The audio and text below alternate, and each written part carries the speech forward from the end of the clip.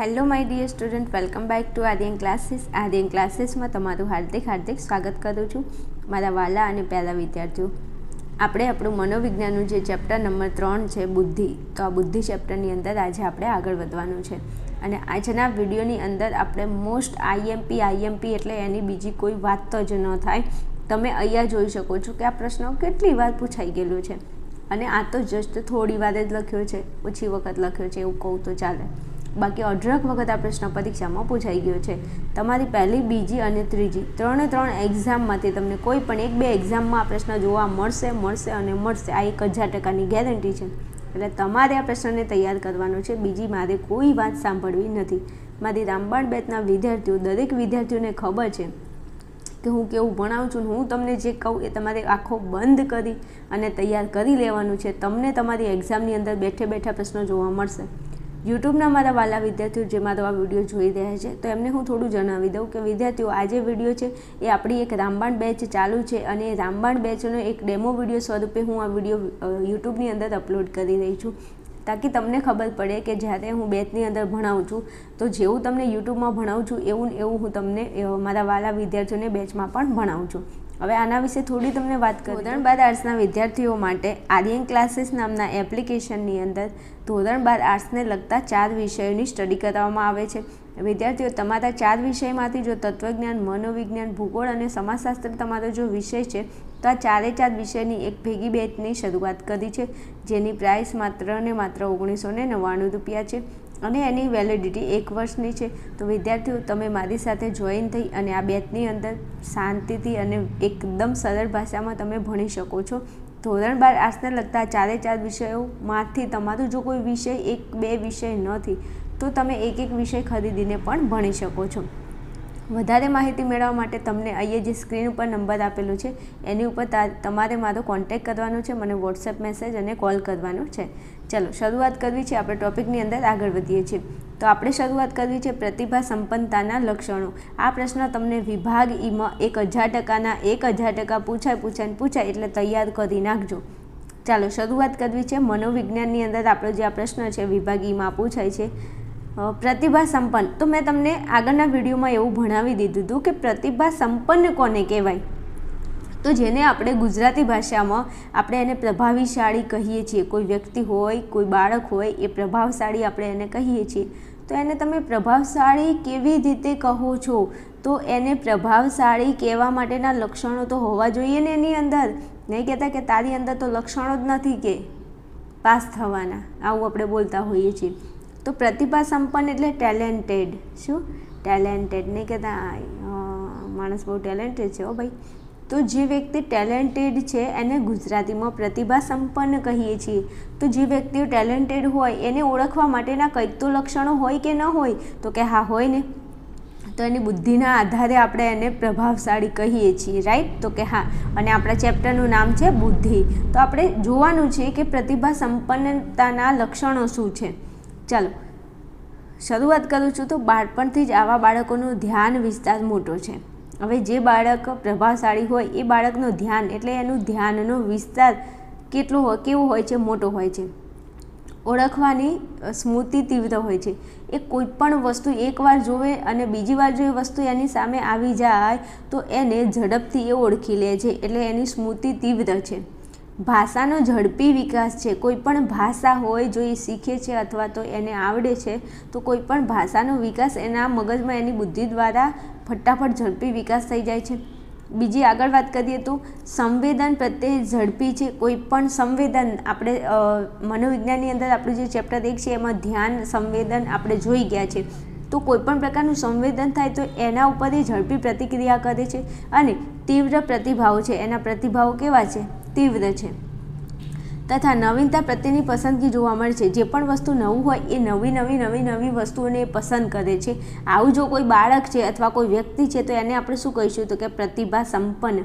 તો અહીંયા કીધું છે ને, પ્રતિભા સંપન્ન બાળકો એ પહેલેથી આ બધા લક્ષણો ધરાવતા હોય છે કે એમની અંદર ધ્યાનનો વિસ્તાર મોટો હોય છે, ઓળખવાની સ્મૃતિ તીવ્ર હોય છે, ભાષાનો ઝડપી વિકાસ હોય છે, સંવેદન પ્રત્યે તેઓ ઝડપી સંવેદનશીલ હોય છે, તીવ્ર પ્રતિભાવ હોય છે અને નવીનતા પ્રત્યેની પસંદગી એમની અંદર જોવા મળે છે.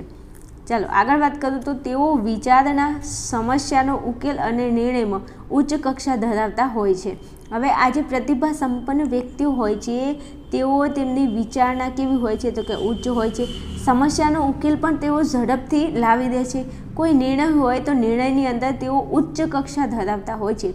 અને આ બધા લક્ષણો જેની અંદર જોવા મળે છે એ વ્યક્તિને આપણે પ્રતિભા સંપન્ન કહીએ છીએ. તો આ એક લક્ષણ છે વ્યક્તિને પ્રતિભા સંપન્ન કહેવા માટેનું. ચાલો આગળ વાત કરું તો તેમના વર્તનમાં સામાન્ય કૌશલ્યની સાથે સાથે આંતરસૂઝ જોવા મળે છે. એમની અંદર કૌશલ્ય તો છે જ, એની સાથે સાથે એમની અંદર શું જોવા મળે છે તો કે આંતરસૂઝ જોવા મળે છે. આપણે આગળના ચેપ્ટરની અંદર આંતરસૂઝ દ્વારા પ્રયોગો ભણી ગયા છીએ. તમને ખબર હોવી જોઈએ કે કોઈ પણ, ધારો કે કોઈ મનુષ્ય હોય અથવા કોઈ વ્યક્તિ હોય તો એ કોઈ પણ એવી સમસ્યાની અંદર ફસાઈ જાય છે તો પોતાની આંતરસૂઝ એટલે પોતાની બુદ્ધિ દ્વારા એ સમસ્યાનો હલ કરી નાખે છે, સમસ્યાનો પ્રોબ્લેમનું સોલ્યુશન એ જાતે લાવી શકે છે. એટલે આ જે વ્યક્તિઓ છે જે પ્રતિભા સંપન્ન છે તેઓની અંદર કૌશલ્ય તો છે જ, એની સાથે સાથે તેમની અંદર આંતરસૂઝ પણ જોવા મળે છે. ચાલો આગળ વાત કરવી છે તો તેઓ સામાન્ય સંજોગોમાં બહુમતી સાથે સંમત થઈ જતા નથી. ભાઈ બધા લોકો કૂવામાં પડે તો એ લોકો કૂવામાં નથી પડતા. એ લોકો કોઈ એવી સમસ્યા છે, કોઈ એવો પ્રોબ્લેમ અથવા કોઈ પણ વસ્તુ છે તો કોઈ પણ સંજોગ એવો આવી જાય છે તો એ બહુમતી સાથે સંમત નથી થતા. બધા લોકો જે કહેતા હોય એને માની નથી લેતા, એ પોતાની બુદ્ધિ દોડાવે છે. ત્યારે તો એમને આપણે પ્રતિભા સંપન્ન કહીએ છીએ ને, કે જેની બુદ્ધિ સ્ટ્રોંગ છે, જેની બુદ્ધિ તીવ્ર છે, જેની બુદ્ધિ વધારે છે, જેવો ટેલેન્ટેડ છે, જેવો જીનિયસ છે. સમાજના પ્રચલિત ધોરણોનો તેઓ સરળતાથી સ્વીકાર કરતા નથી. હવે એમ કીધું છે કે સમાજની અંદર જે નાના મોટા જે ધોરણો છે, ધારાઓ છે, એમનો તેઓ સરળતાથી સ્વીકાર નથી કરતા.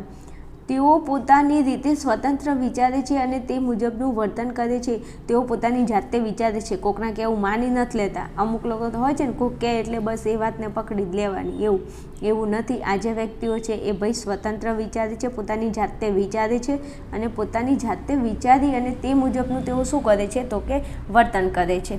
રાઈટ, યાદ રહેશે ને? આ એના લક્ષણો છે.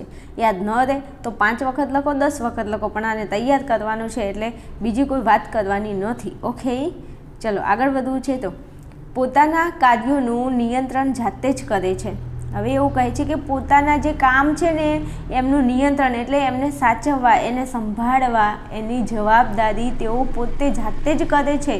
બીજા કોઈને આપી નથી દેતા. તો તમારી જવાબદારી હોય ને તો તમે કહો લેન બકા આટલું કામ કરી નાખ ને પ્લીઝ. એ વ્યક્તિ ક્યારેય સફળ ના થાય. પોતાનું કામ પોતાની જાતે જ કરવું જોઈએ, કોકને ન કહેવાય. એટલે આ જે જીનિયસ લોકો છે એ પોતાના કાર્યોનું નિયંત્રણ પોતાની જાતે જ કરે છે. આમ તેમનામાં ઊંચી ક્ષમતા રહેલી છે. આ જે વ્યક્તિઓ છે, જે જીનિયસ છે, જે ટેલેન્ટેડ છે, એમની અંદર શું છે તો કે ઊંચી સ્વક્ષમતા રહેલી છે. ચાલો, મોટે ભાગે તેઓ એકાંત પ્રિય હોવાથી અંતર્મુખ વધુ હોય છે.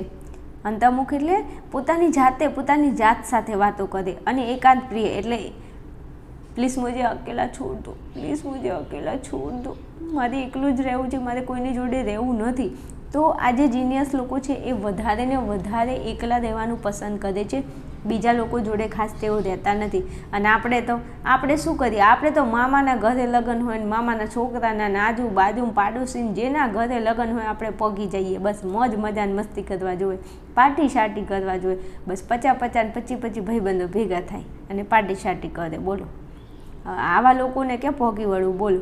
તો આ જે લોકો છે ને જીનિયસ, એ લોકો એકાંત પ્રિય હોય છે, મતલબ એકાંતમાં રહેવાનું પસંદ કરે છે. અને અંતર્મુખ, પોતાની જાતે જ પોતાના મુખ સાથે તેઓ વાતો કરતા હોય છે. ચલો આગળ વાત કરવી છે તો તેમને સામાજિક અને આવેગિક સમસ્યાઓનો વધુ સામનો કરવો પડે છે. વાત એકદમ સાચી છે. કોઈ સામાજિક એવી સમસ્યા છે તો એનો વધારે ને વધારે સામનો આ લોકો કરે છે. અને કોઈ એવી આવેગિક સમસ્યા છે તો આ સમસ્યાઓનો પણ તેઓ સામનો કરે છે. ચાલો, તેઓને કાર્યમાં પ્રભુત્વ મેળવવા બાહ્ય પ્રબલનની જરૂર હોતી નથી.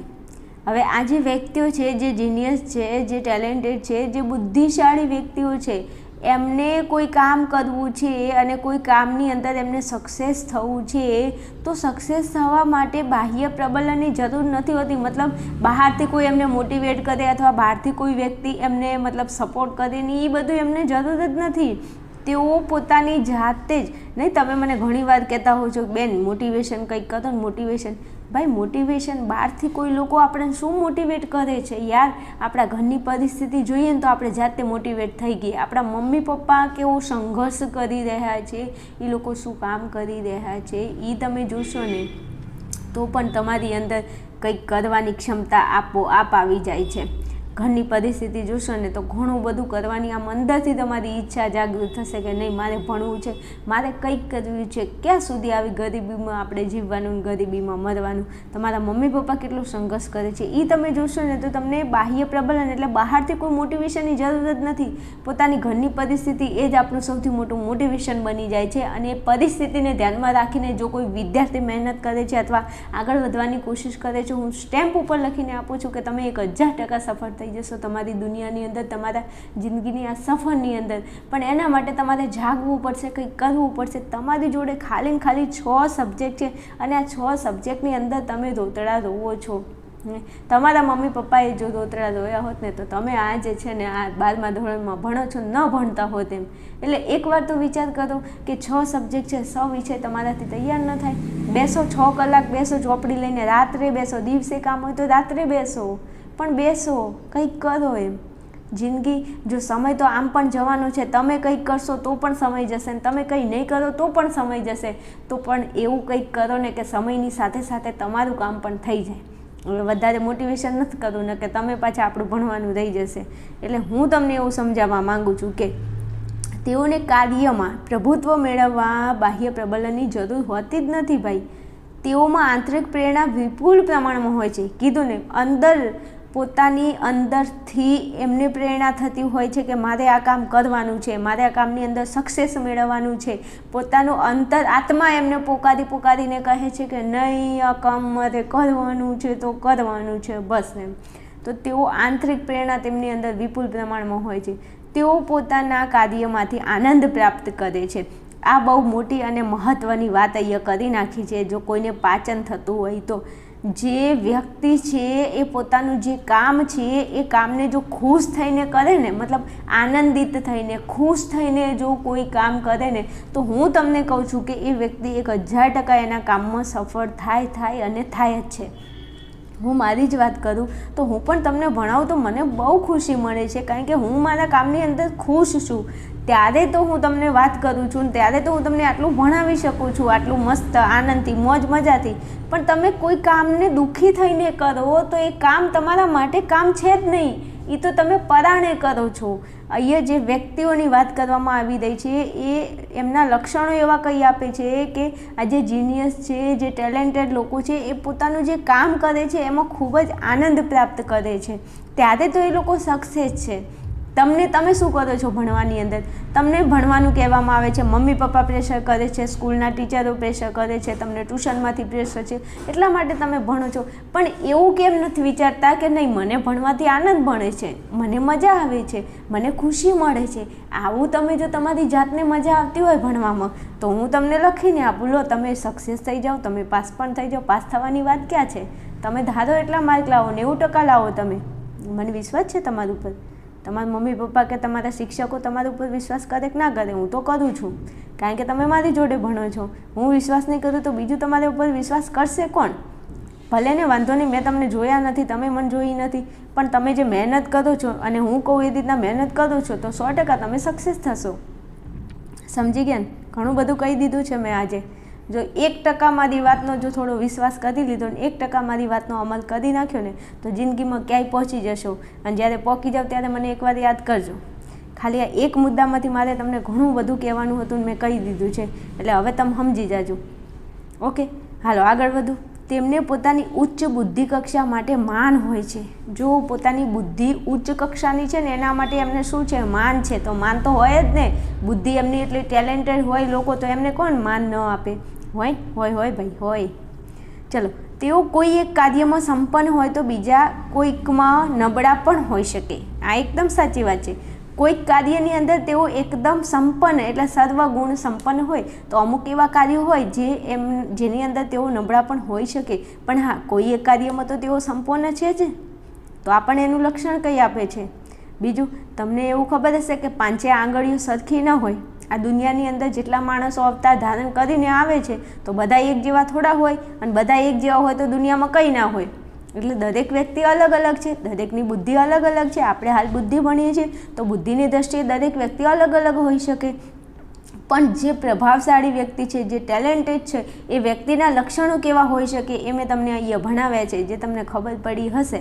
ઓકે, તો આ બધા લક્ષણો તમારે તૈયાર કરવાના છે. અને આનું હોમવર્ક 5 વખત તમારા પ્રશ્ન લખીને મને બતાવી દેજો, તો મને મજો પડી જાય. હો, ચાલો વિડીયોને અહીંયા રાખું છું. મારા યુટ્યુબના વિદ્યાર્થીઓ, જરા વિડીયો ગમે હોય તો લાઇક, શેર એન્ડ કોમેન્ટ કરતા રહેજો. તમારી એક કોમેન્ટ, તમારી એક લાઇકથી મને ઘણો બધો ઉત્સાહ જાગે છે.